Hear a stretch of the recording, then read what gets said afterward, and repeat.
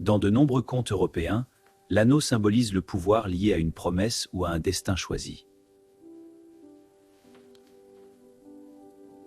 Elias, le jour se lève. N'oublie pas ce que je t'ai appris. Sois prudent. La dignité, c'est ici, dans notre foyer. Ne l'oublie jamais. Je suis fière de toi, mon garçon.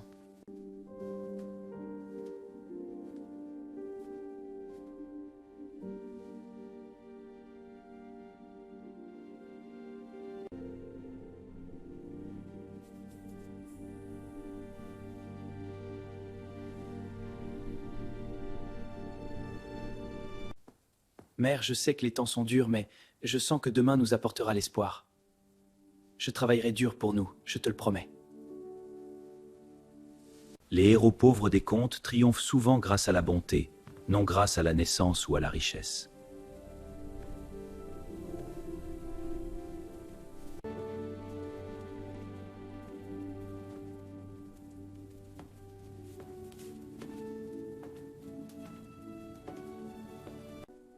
Mara, je dois partir maintenant, mais je reviendrai, je te le promets.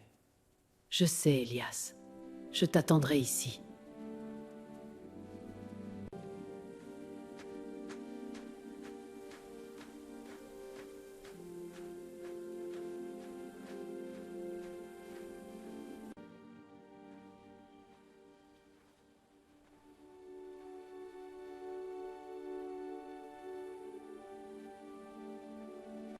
Le chat et le chien sont des auxiliaires magiques fréquents dans le folklore, représentant ruse et fidélité.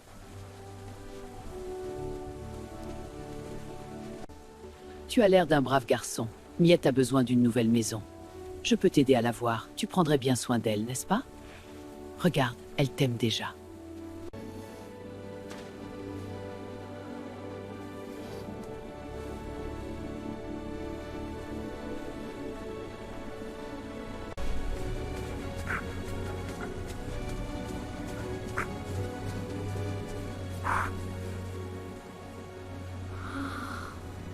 Marchand, voici ma dernière pièce pour Brunet. Laissez-le partir. D'accord, petit. Et toi? Brunet, mon brave chien, tu es libre! Les serpents merveilleux ne sont pas toujours des ennemis dans les contes. Ils peuvent aussi garder des secrets sacrés.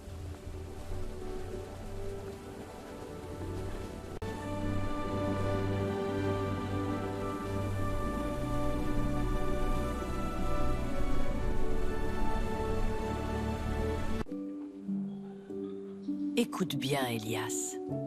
La bonté la plus modeste peut changer le destin le plus grand.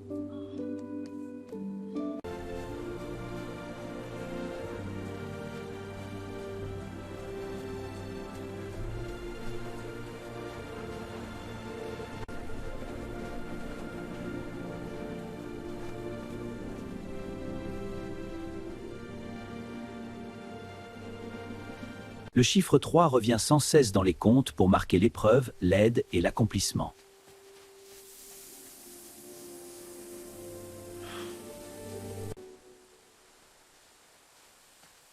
N'aie pas peur, je suis là pour t'aider. Voilà, tu es libre maintenant.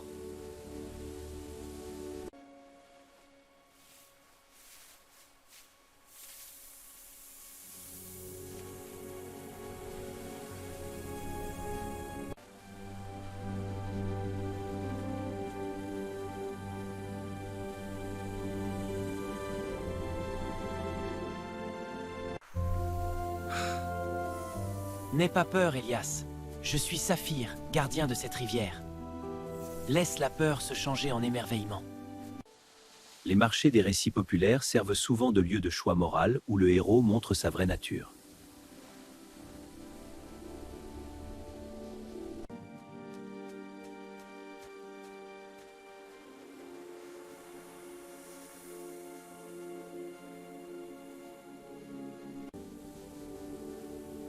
Saphir, je te promets ma confiance. Et je te promets la mienne, Elia.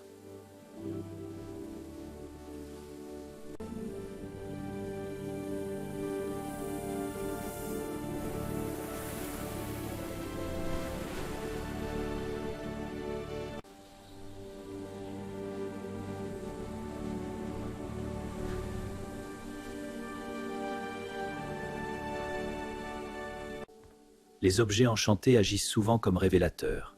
Ils donnent du pouvoir mais testent aussi le caractère de celui qui les porte.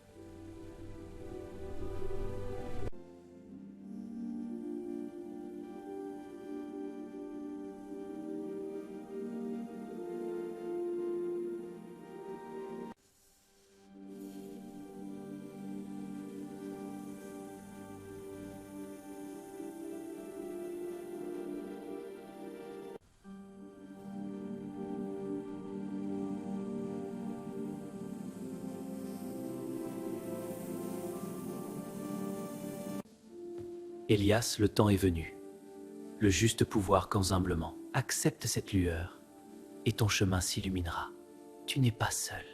La tour royale symbolise fréquemment la séparation entre le désir du cœur et les règles du pouvoir.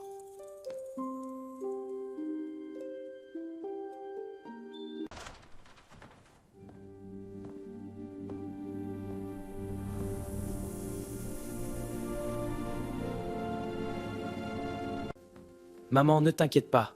Ce que nous avons ici, c'est le début d'un pouvoir juste. De ces commencements humbles naîtra une force qui changera tout. Fais-moi confiance, tout ira bien.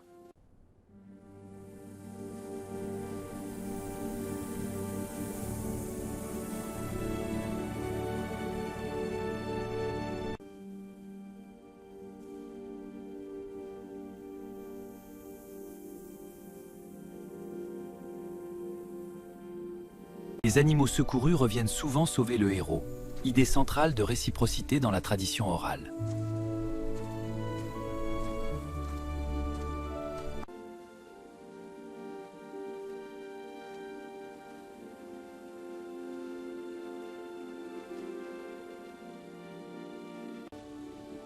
Pavillon, apparaît devant moi!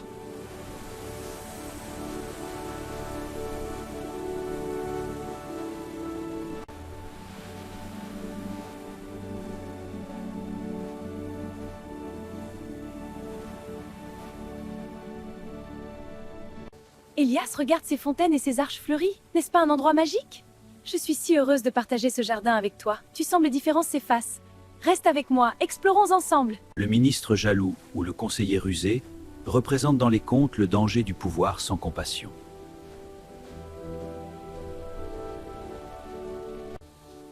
Regarde ces roses comme elles sont belles aujourd'hui. Oui, princesse, presque autant que vous. Isolde, que fais-tu avec ce garçon? Père, nous admirons simplement le jardin. Je n'ai jamais rien vu d'aussi magnifique, princesse. Ce jardin est un refuge pour les cœurs purs, Elias. Je suis honoré d'être ici avec vous.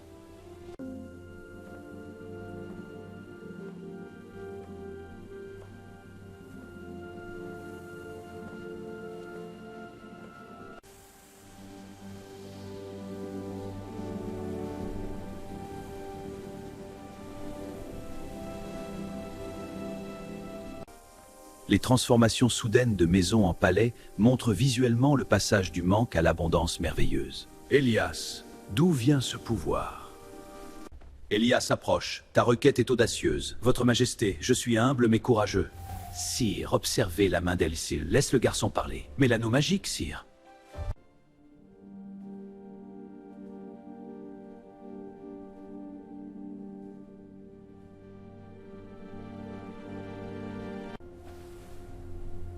Aucun mariage n'est possible sans une nouvelle preuve de puissance et de dignité. Elias, la grandeur de ce palais n'est rien sans la confiance. Elle est fragile, mais c'est sur elle que repose notre avenir. Elle nous rappelle la hauteur de nos espoirs et la profondeur de notre engagement. La mer dans les contes est souvent un lieu d'épreuve, où la perte devient le prélude à une restauration plus grande. Elias, le danger nous entoure. Sois prudent. Elias, je sais que notre confiance est fragile, mais ici, dans cette tour, nous pouvons tout partager. Le ciel du soir nous observe. Parle-moi, Élie.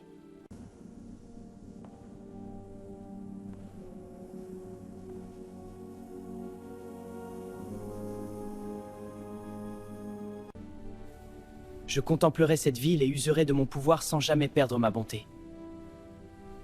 La hauteur de ce palais me rappelle la fragilité de notre confiance.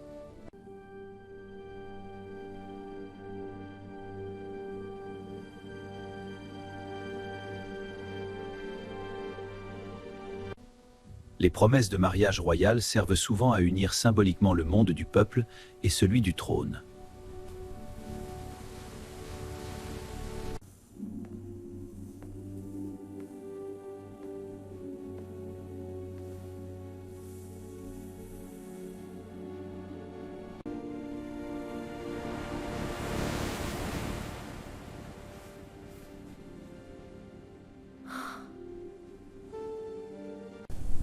Par les runes et la nuit, je te bannis vers les flots. Non, que m'arrive-t-il?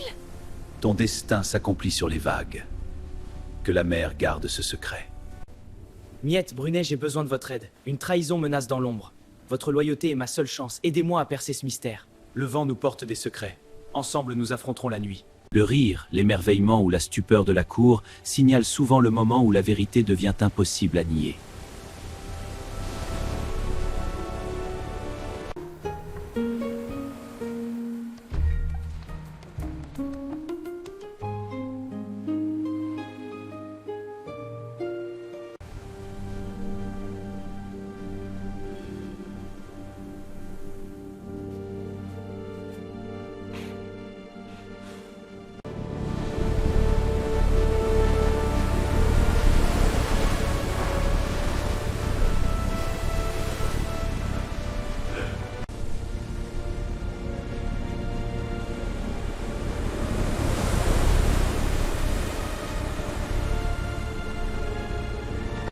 Dans le folklore, le plus grand pouvoir magique reste souvent la fidélité entre alliés plutôt que l'objet lui-même.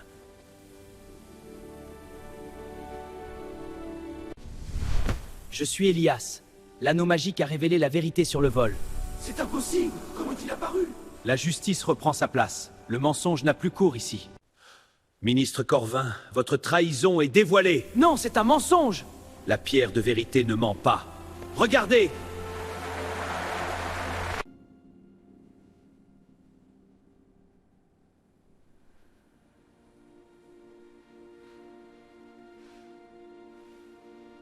Votre Majesté, voici l'anneau magique.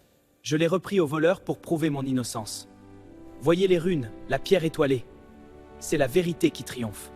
Dans de nombreux contes européens, l'anneau symbolise le pouvoir lié à une promesse ou à un destin choisi.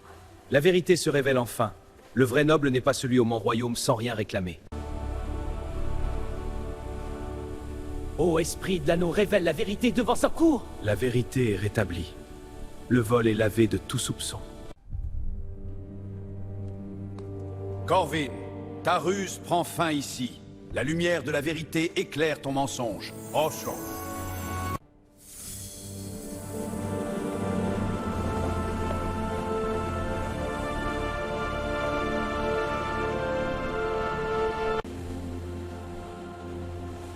La cour entière voit basculer l'histoire. La justice royale rejoint enfin la vérité du cœur. Justice est faite! Elias, transforme cette cour austère en merveille royale devant le royaume. Et je l'accerai. Les héros pauvres des contes triomphent souvent grâce à la bonté, non grâce à la naissance ou à la richesse.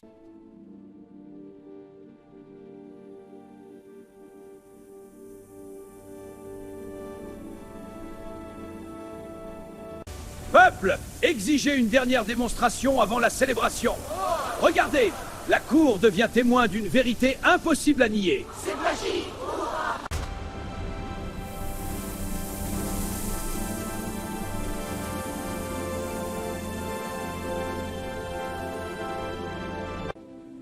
Votre Majesté, je promets que ce pouvoir servira le royaume.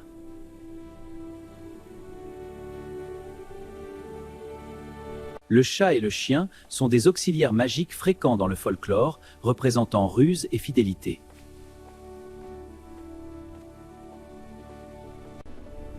Qu'on prépare une dernière démonstration publique avant la célébration.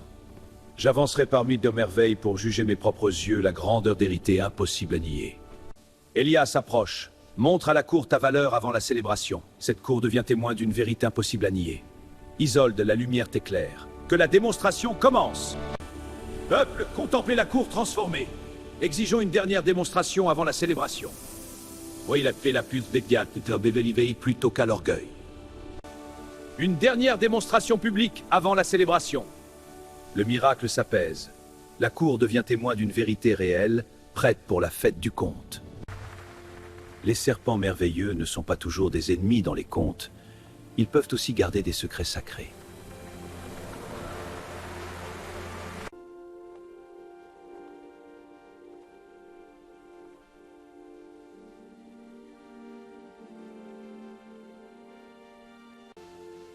Que la lumière embellisse ce jardin. C'est magnifique, Elias. Le conte s'achève dans l'harmonie.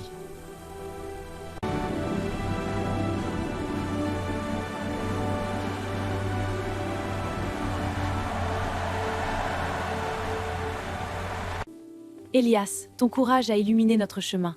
Ensemble, nous avons mérité cette harmonie. Regarde cette lueur.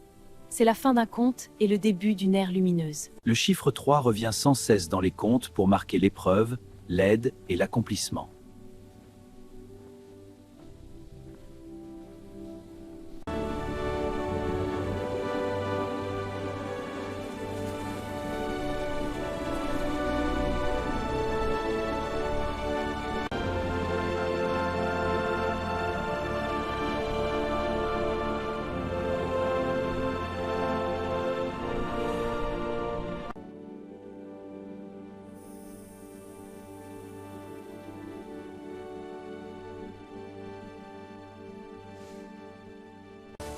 Nous l'avons fait! Ensemble, nous avons illuminé ce palais. C'est une victoire pour nous tous. Regardez comme tout brille. Un conte digne d'être raconté.